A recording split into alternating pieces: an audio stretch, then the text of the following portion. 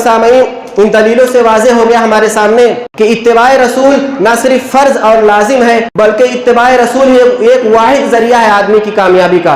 इत्तिबाए रसूल सल्लल्लाहु अलैहि वसल्लम ही एक वाहिद ज़रिया है जन्नत में दाखिले का। इसीलिए सहाबे कराम ने जब ईमान कबूल किया तो उन्होंने अपनी ख्वाहिशात को पशे पुस्त डाल दिया। उनको इस बात की परवाह नहीं थी कि उनका दिल क्या चाहता है, उनका नफ्स क्या चाहता है, उनकी क्या ख्वाहिश थी। उन्होंने सिर्फ इस बात की परवाह की, ईमान कबूल करने के बाद उन्होंने सिर्फ इस बात की परवाह की कि मोहम्मदुर रसूलुल्लाह सल्लल्लाहु अलैहि वसल्लम क्या कहते हैं, वो क्या करते हैं और क्या चाहते हैं। उन्होंने इत्तिबाए रसूल का ऐसा नमूना पेश किया कि क़यामत तक ऐसा नमूना कोई पेश नहीं कर सकता और पहले के नबियों में मानने वालों में भी ये नमूना नहीं मिलता है। उन्होंने अल्लाह के रसूल सल्लल्लाहु अलैहि वसल्लम का एक इशारा मिलते ही अपना घर बार, अपने रिश्ते नाते, अपना जर जमीन, अपनी माल और दौलत सब कुछ कुर्बान कर दिया, अल्लाह ताला के राह में निकल खड़े हुए। और सिर्फ यही नहीं बल्कि उन्होंने इत्तिबाए रसूल सल्लल्लाहु अलैहि वसल्लम के लिए अपनी जानों का नजराना तक पेश कर दिया। इसीलिए अल्लाह रब्बुल आलमीन ने उन पाक हस्तियों को दुनिया में ही खुशखबरी सुना दी, दुनिया में उनको मुबारकबाद दे दिया और दुनिया में उनको अपनी रजामंदी का सबूत दे दिया।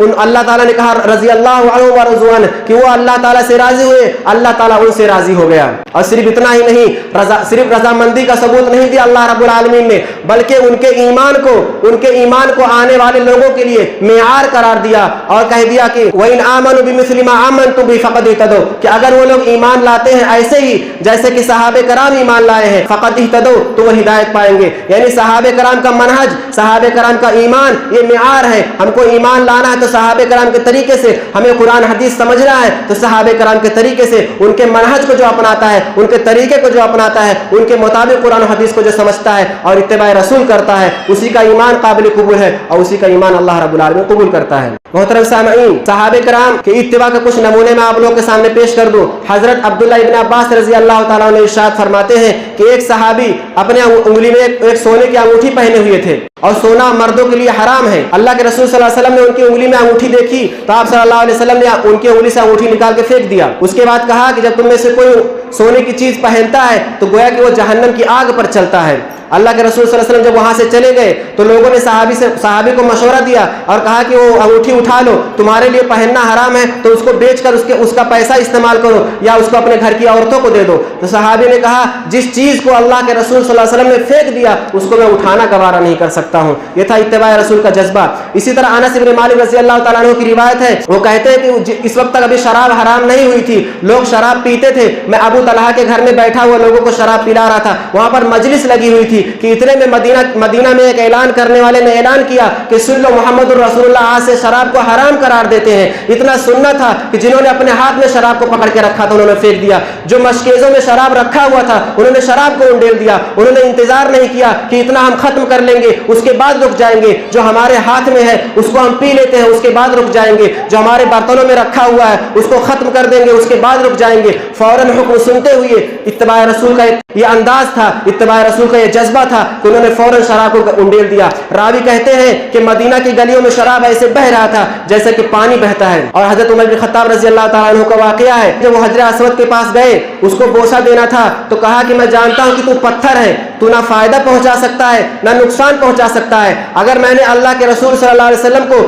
तुझको बोसा देते हुए ना देखा होता तुझको हरगिज़ कभी बोसा ना देता। लेकिन आज जब हम मुस्लिम माशरे पर नजर डालते हैं, आज जब हम मुसलमानों को देखते हैं तो इंतहाई अफसोस होता है, इंतहाई हैरानी होती है कि मोहब्बत रसूल का दावा करने वाले या अल्लाह के रसूल सल्लल्लाहु अलैहि वसल्लम का नाम लेने वाले, अपने आप को मोहम्मद सल्लल्लाहु अलैहि वसल्लम की उम्मत कहने वाले आज इताअत रसूल से, इत्तिबाए रसूल से कोसों दूर हैं। आज इन्होंने अपने लिए अलग अलग इमाम, अलग अलग बुजुर्ग, अलग अलग पीर बना रखा है। जब इनके सामने अल्लाह के रसूल सल्लल्लाहु अलैहि वसल्लम की हदीसों को पेश किया जाता है, सही हदीसें इनके सामने आती हैं तो हदीसों को छोड़ देते हैं और अपने इमामों की बातों पर कायम रहते हैं। मुसलमानों याद रखो कि कुरान मुकद्दस में तुम्हें सिर्फ और सिर्फ अल्लाह के रसूल की इत्तिबा का हुक्म दिया गया, उसके अलावा कायनात में ऐसा कोई आदमी नहीं जिसकी इत्तिबा का हुक्म दिया गया हो। कायनात में ऐसा कोई आदमी नहीं जो मासूम अनिल खता हो, जिसके बारे में अल्लाह रब्बुल आलमीन ने गवाही दी हो कि जो कुछ बोलता है वो वही से बोलता है। अल्लाह ताला ने मोहम्मद सल्लल्लाहु अलैहि वसल्लम के बारे में कहा है वमा यंतिकु अनिल हवा इन हुवा इल्ला वहयुहा, कि वो جو کچھ بولتا ہے وہ اپنی خواہش سے نہیں بولتا ہے, وہ جو بولتا ہے وہ وحی کے ذریعے بولتا ہے. اور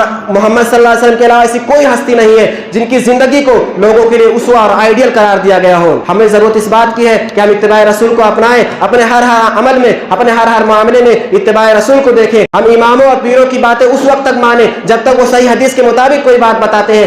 اگر ان کی باتیں ان کے اقوال کے خلاف ہیں تو ان کی باتوں کو چھوڑنا ہمارے لیے لازم اور ضروری ہے, اور صحیح حدیثوں کو پکڑنا ہمارے لیے لازم ہے. آخر میں اللہ تعالیٰ سے دعا ہے کہ اللہ تعالیٰ ہمیں اتباع رسول کو اپنانے کی توفیق دے, اپنے ہر عمل کو اتباع رسول کے مطابق کرنے کی توفیق دے. آمین.